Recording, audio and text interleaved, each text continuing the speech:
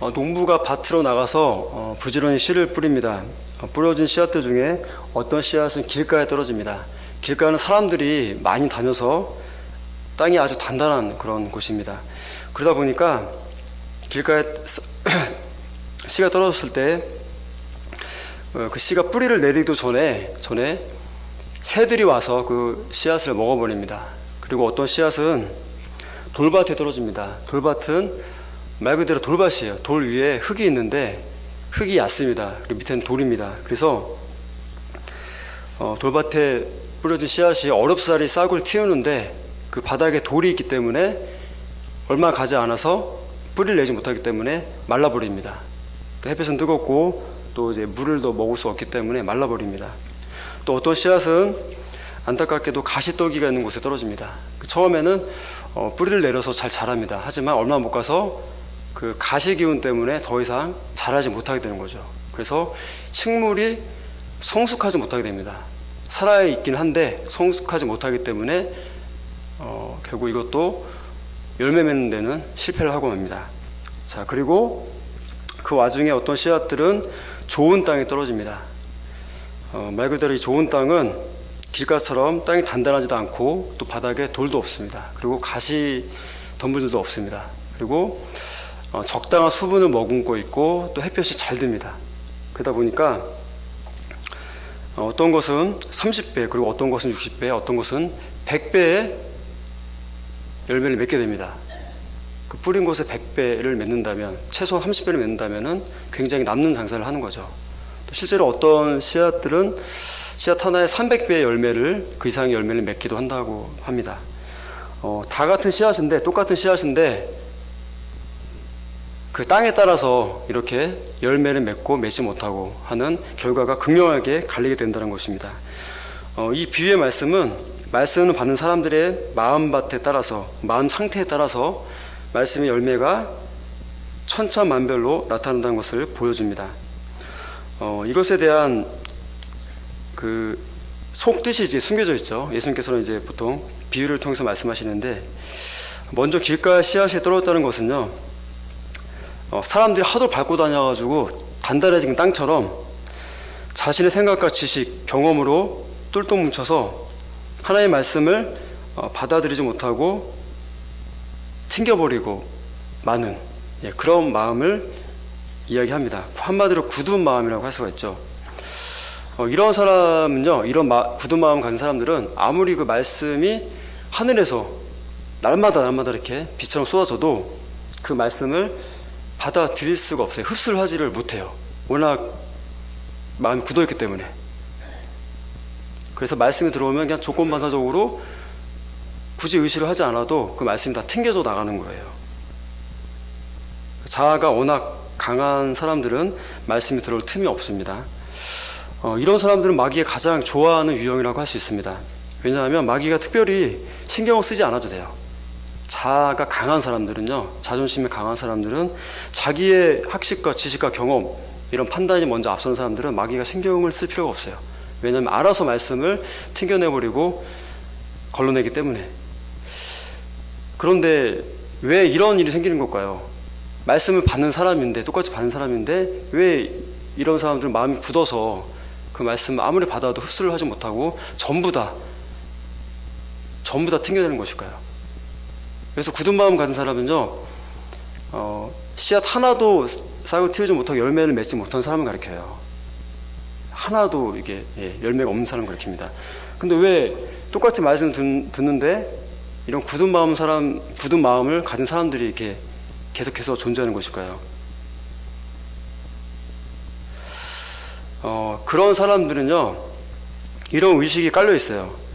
그러니까 의식적으로는 그래, 내가 자연스럽게 나의 학식과 경험과 그런 지식들, 그런 상식들을 통해서 말씀들을 이렇게 재단하는 게 있어요. 그런데 무의식적인 그 기저에는 뭐가 있냐면 이런 게 있어요.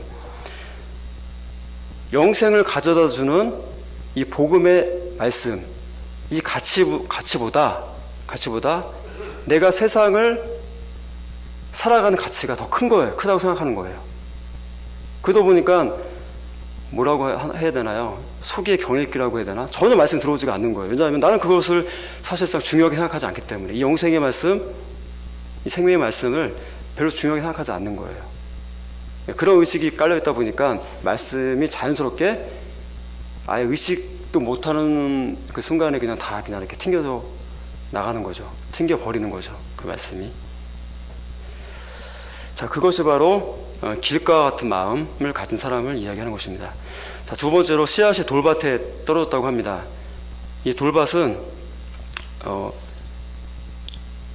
처음에는 이제 그 뿌리가 내리죠, 그렇죠? 그 흙이 있는 동안에는 뿌리가 내리는데 조금 내리다 보면은 이제 돌이 있기 때문에 더 내리지 못해요.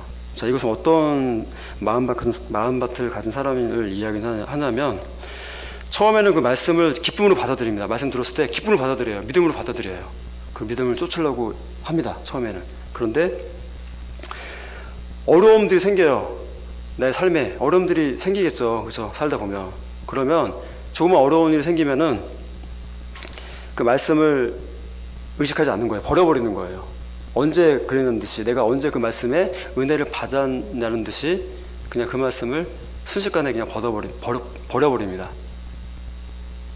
그 말씀이 깊숙이 뿌리를 박으면 되는데 그 전까지 못 견디는 거예요. 그런 어려움들. 그리고 말씀을 따르는 사람들은요 반드시 시험과 고난이 오게 되어 있어요. 말씀을 정말로 쫓아가고자 하는 사람들에게는 그게 당연한 결과입니다.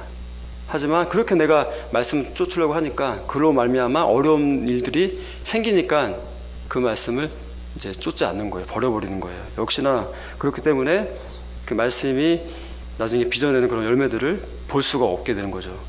그러니까 하나님을 믿는 사람들 가운데서도 이렇게 가벼운 그런 이제 믿음을 가진 사람들, 경박한 믿음을 가진 사람들, 일희일비한 사람도 있잖아요, 그렇죠?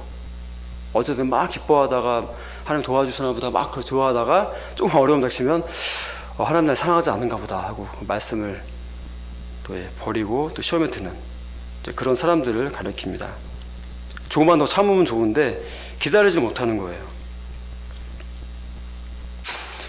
자, 그리고 세 번째, 가시나무에 떨어졌다는 것은요, 가시나무와 같은 마음을 가진 사람인데 이것은 이 역시나 처음에는 말씀을 잘 받아들이고 믿음 생활을 좀 더 지속을 합니다. 그러나 점점 더 하나님보다 물질, 돈, 그런 것들이 그 사람의 마음을 더 사로잡는 거죠. 재물의 유혹, 그런 것을 더 사랑하게 되고요. 힐끔힐끔 그런 세상을 견눈질하게 됩니다. 그 마음에 하나님이 아니라 그 돈에 가 있는 거예요. 물질에 가 있는 겁니다.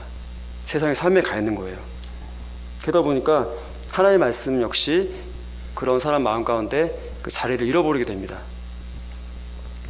그 마음이 온통 세상에 사로잡혀서 먹고 살 걱정, 돈 걱정, 또 재물 유혹에 막혀서 말씀의 열매를 이 역시는 하나도 맺을 수가 없게 되는 거예요.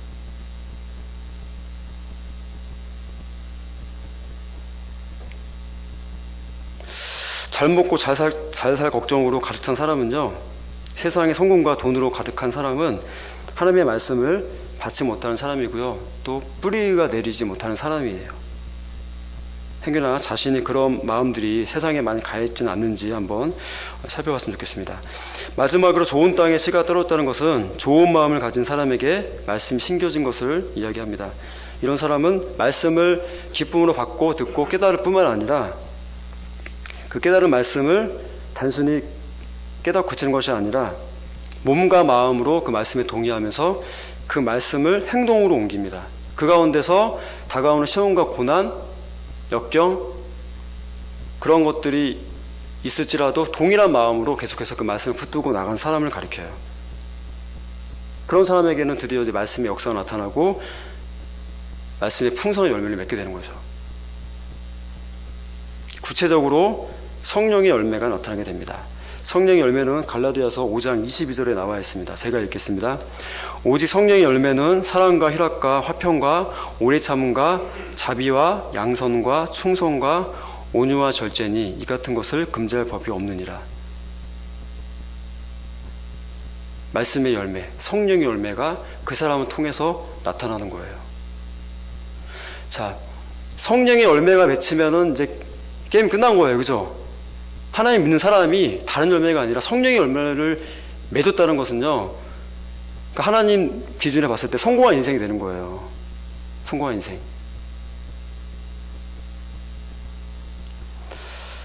자, 궁극적으로 우리 믿는 사람이 맺어야 할 열매는요, 세상의 뭐 돈의 열매, 세상 뭐 지위의 열매, 명예의 열매, 그럼 잘 사는 열매, 그런 것이 아니라 성령의 열매를 맺어야 합니다. 그러한 열매는 우리가 하나님을 믿지 않아도 얻을 수 있어요. 사실상 하나님께서 허락하신 것이지만 일반 은총에 속해 있기 때문에 성실하게 열심히 노력하면은요, 그 중에 성공한 사람들이 나타나게 되어 있습니다. 안 믿는 사람 가운데서도 믿는 사람 가운데서도 마찬가지예요. 근데 우리가 정말로 쫓아야 할 열매는 그런 열매가 아니라 성령의 열매라는 것이에요. 그러나 이런 성령의 열매는 말씀이 뿌리를 내려야지만이 맺을 수 있는 그런 열매입니다. 좋은 열매는 거저 맺히지가 않습니다. 자, 그런데 안타깝게도 이런 좋은 땅은 얼마 없다고 이야기해요.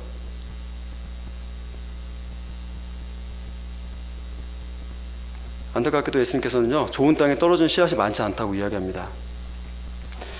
자, 오늘 말씀 다시 한번 살펴볼게요. 8절 9절을 같이 한번 읽어보겠습니다. 시작. 더러는 좋은 땅에 떨어짐에 어떤 것은 100배, 어떤 것은 60배, 어떤 것은 30배의 결실을 하였느니라. 귀 있는 자는 들으라 하시니라. 예, 분명히 여기서 말씀하고 있죠. 더러는 좋은 땅에 떨어짐이라고 얘기하고 있어요. 믿는 사람들이 대부분이 좋은 땅이 되어서 그 땅에 씨앗이 떨어졌다 이렇게 이야기하는 것이 아니라 더러는 좋은 땅에 떨어졌다고 얘기하고 있어요. 더러는 좋은 땅. 더러는 많은 수를 가리키는 게 아니죠. 그렇죠? 어쩌다가 하나 얘기하는 거예요. 어쩌다가 하나. 100에 하나 얘기하는 거예요. 1000에 하나, 한두 개 얘기하는 거예요. 그게 바로 더러는이라는 뜻이에요. 더러는 좋은 땅에 떨어짐에 어떤 것은 100배, 어떤 것은 60배, 어떤 것은 30배의 결실을 하였느니라. 귀 있는 자는 들으라 하시니라. 좋은 마음밭을 가진 사람은 많지 않다는 것입니다. 말씀의 씨앗은 누구에게나 동일하게 떨어집니다. 그러나 말씀의 열매를 맺는 사람은 아주 드물다는 것입니다. 바라옵고 원하옵기는 여기 계신 성도님들, 우리 교회 교인들 가운데 제가 볼 때는 한 10분의 1 정도 되시는 것 같아요. 10분의 1? 그 정도 되시는 것 같은데 모르겠습니다. 이분 여기 저도 더 포함해가지고 또 이분들 가운데서도 정말 더러운 좋은 땅이 한두 명 있는 것인지, 아니면 여기 계신 분들 전부가 그 더러운 좋은 땅이 될 수 있을 것인지는 우리는 알 수가 없어요. 그렇죠? 우리 교회 모든 성도님들이 사실 더러운 좋은 땅이 될 수 있어요. 근데 그것은 이제 예수님만이 아시겠죠. 우리가 마지막 날 그날만 알 수 있는 거예요. 기회가 지금은 있다는 겁니다. 하지만 내가 지금 당장 더러운 좋은 땅이라고 확신도 할 수 없다는 거예요. 그런 확신이 있는 분도 있을 수 있겠는데 이렇게 쉽게 우리가 난 좋은 땅이라고 말할 수 있는 건 아니에요. 분명히 더러운 좋은 땅은 아주 극소수라는 것입니다. 바라옵고 원하옵기는 여기 계신 우리 성도님들, 또 제가 하나님의 말씀을 받는 것에 그치는 것이 아니라 우리 심령 깊숙이 뿌리가 내려서, 뽑히지 않는 뿌리가 내려서 성령의 열매, 하나님께서 기뻐하시는 그런 성령의 열매를 30배, 60배, 100배로 맺어서 또 하나님께 날마다 영광 돌릴 수 있는 그런 좋은 땅의 삶이 되시기를 예수님의 이름으로 축복합니다.